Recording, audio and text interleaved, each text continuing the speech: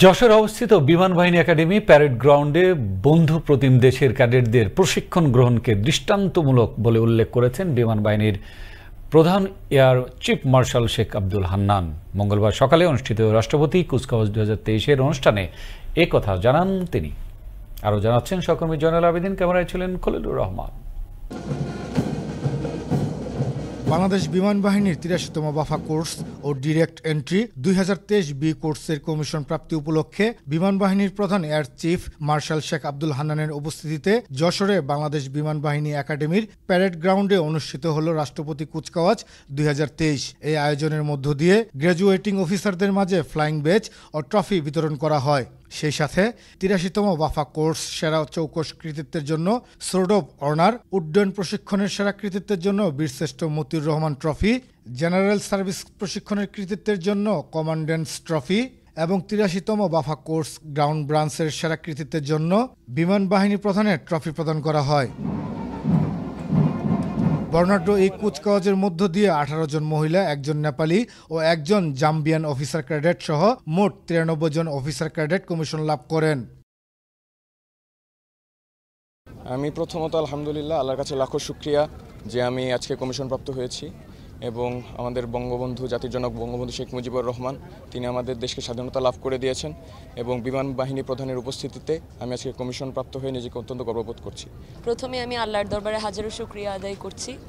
দ্বিতীয়ত মাননীয় বিমান বাহিনী প্রধানের উপস্থিতিতে আমাদের এই গ্র্যাজুয়েশন প্যারেড সফলভাবে শেষ করার জন্য আমি নিজেকে অনেক গর্ববোধ করছি। আমার বাবা মা, আত্মীয় স্বজন, কোর্সমেট এবং সর্বোপরি বিমান বাহিনীর প্রতি আমি আমার কৃতজ্ঞতা জ্ঞাপন করছি। I am feeling very proud that I have got commissioned after 3 years of training in Bangladesh Air Force Academy. And first of all, I am thankful to God that I could successfully complete my training. I want to thank my instructors. Still, we remain strong with my course-mates. Through course-mateship, we put up and we made it. Alhamdulillah, I thank God for that actually. প্রধান অতিথির ভাষণে বিমান বাহিনীর প্রধান বলেন, প্রধানমন্ত্রী শেখ হাসিনা ও বর্তমান সরকারের প্রচেষ্টায় ফোর্সেস গোল 2030 অনুসারে বাহিনীতে যুক্ত হচ্ছে সর্বাধুনিক বিমান ও সরঞ্জামাদি। বর্তমানে বাংলাদেশ বিমান বাহিনী নিজস্ব প্রযুক্তি ও কারিগরি দক্ষতায় যুদ্ধ বিমানের ওভারহোলিং করতে সক্ষম বলেও জানান তিনি। দীর্ঘ প্রশিক্ষণ শেষে আজ তোমরা এক নতুন সম্ভাবনাময় জীবনে পদার্পণ করতে যাচ্ছ। আজ হতে তোমরা বাংলার আকাশ মুক্ত রাখার মহান শপথে তৃপ্ত বাংলাদেশ বিমান বাহিনীর এক একজন গর্বিত কর্মকর্তা। মনে রাখবে, প্রযুক্তি নির্ভর আকাশ যুদ্ধ ও আকাশ প্রতিরক্ষা ব্যবস্থায় প্রতিনিয়ত সংযোজিত হচ্ছে অত্যাধুনিক প্রযুক্তি ও নতুন নতুন চ্যালেঞ্জ।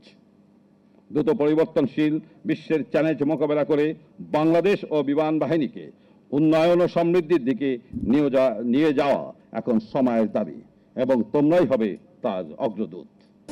এ সময় সদ্য কমিশনপ্রাপ্ত কর্মকর্তাদের মহান মুক্তিযুদ্ধ ও দেশপ্রেমের চেতনা উদ্বুদ্ধ হয়ে দায়িত্ব পালনের আহ্বান জানান তিনি। ক্যাডেটদের উদ্দেশ্যে বঙ্গবন্ধুর দীপ্তময় ভাষণের অমীয় বাণী মনে রেখো। তিনি বলেছিলেন, তোমরা কাল থেকে সরকারি অফিসার হয়ে যাওয়া। তোমরা আদর্শ সৃষ্টি করো যাতে তোমাদের যারা ফলো করে আসবে তারাও যেন আদর্শবান হয়।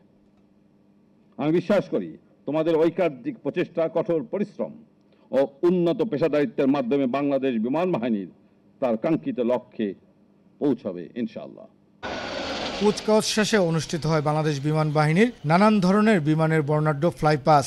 সেই সাথে প্যারাট্রপারদের দৃষ্টিনন্দন প্যারা জাম্পিং মুগ্ধ করে দর্শনার্থীদের।